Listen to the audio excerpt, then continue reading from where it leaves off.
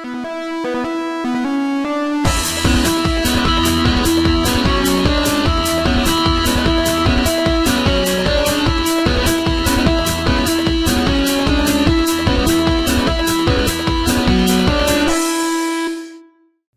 guys, what's up? 2020 fanatics out there, I'm Austin, and this is the top 8 of things I don't need in Pokemon Winds and Waves. Please note that this list is my personal opinion, so I don't want you taking it too seriously, okay? Okay, here we go. Number 8. Card Pokemon. I don't have any personal taste with Pokemon that were caught since Sword and Shield were announced.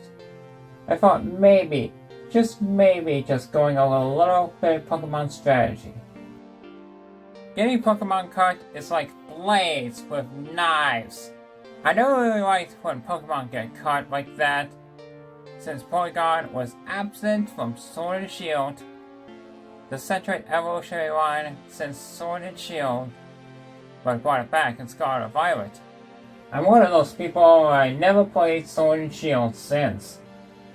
Since Sun and Moon removed the national decks, I thought maybe it was a little too controversial, but since Sword and Shield have removed them from the Galar Pokedex, I think it's time we bring them back. Number 7. Removal of Mega Evolutions. Since X and Y, Mega Evolutions was something that I really wanted to see bring it back. But Sword and Shield removed them! Like, what is happening? What is going on? I don't want to see Mega Evolutions get removed since they brought it back in Legends ZA. I don't need Mega Evolutions to be gone since Winds and Waves. And the final thing I want to cover is that trainers need more Pokemon with Mega Evolutions. Yup. Simple as that. Number 6. A Firefighting type starter. Since Gen 3 introduced a Firefighting type starter, starting with Torchic, 2 generations later, they still have a firefighting type starter in the decks. Wait, since X and Y have just removed a firefighting type starter, I'm glad we don't have to see them again. But come on! Why do we have to need a firefighting type starter to bring it back? Just take out the fighting and the fire type starters. If they have a firefighting type starter again, I would freak out! Number 5. Shiny locking. Since Gen 5, Pokemon has been coded to never always be shiny. No matter how many resets you got, you still can't find a freaking shiny Pokemon. It is one of the worst things I've ever happened to that. Ew! An example of this is that Victini has been coded to never be shiny since Black and White. Like, we need to have no shiny locks. Ever. Number 4. Lengthy tutorials. Look, we want lengthy tutorials to be short and simple and straight to the point, since they always carry the player to a different place that they never have met. I thought maybe, since lengthy tutorials don't need all that, like, we don't need all these lengthy tutorials. You just want to get to the point and go straight at it without even having any assistance every time you start a new game. Like, it's okay to have it for the first time you play that game, but doing it in every new game? Ugh. Number 3. New Pokemon with bad designs. Yeah. Most of the generals are coming at me. Numerous Pokemon from later generations have become a problem for Gen 1ers. Since they like to say, it's disgusting, or they ran out of ideas. Keep in mind that Gen 1 had the worst Pokemon designs, and okay, Gen 1 is, no, don't come at me. Please smash that like button so we don't. I like to say that Gen 1 has the worst Pokemon designs ever in my personal opinion. I have no comments to what you guys are saying, that I'm the one who is not a Gen 1er. Gen 5 and Gen 6 are the most common bad designed Pokemon for Gen 1ers. And I don't want any new Pokemon that have horrible designs. And I really loathe it if they have bad designs here. Maybe that was a lot for me to say. Number 2. HMs. I hate HM moves. I hate them so much that thank God they got rid of this in Gen 7.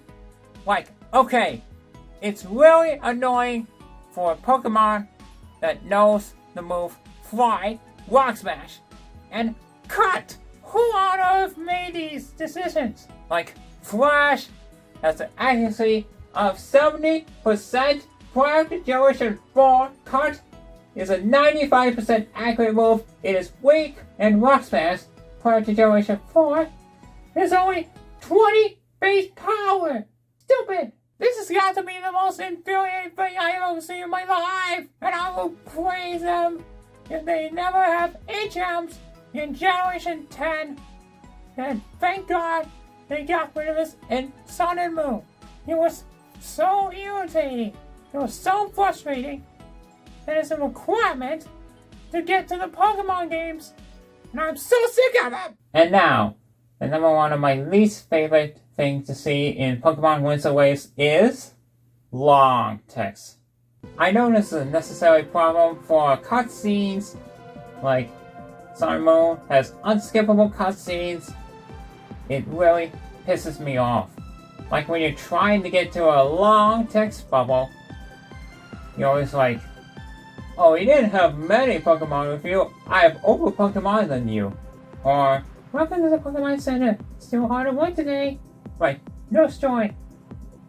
Would you please shut the up and stop telling me we hope to see you again? Like, take the belongings and go out. You don't have to always tell me we hope to see you again. Like, stop telling me we hope to see you again.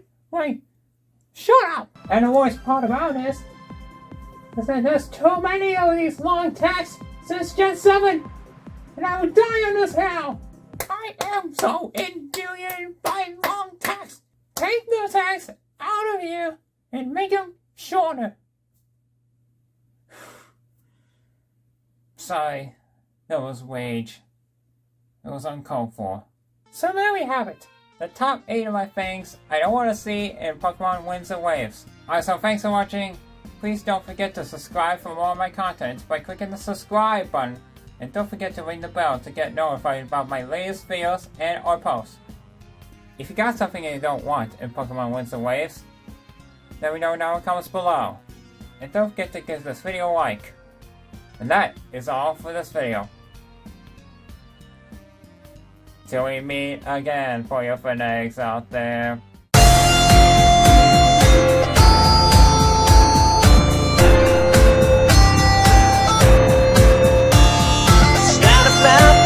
It's not about your pain, it all serves to get you back where you belong again.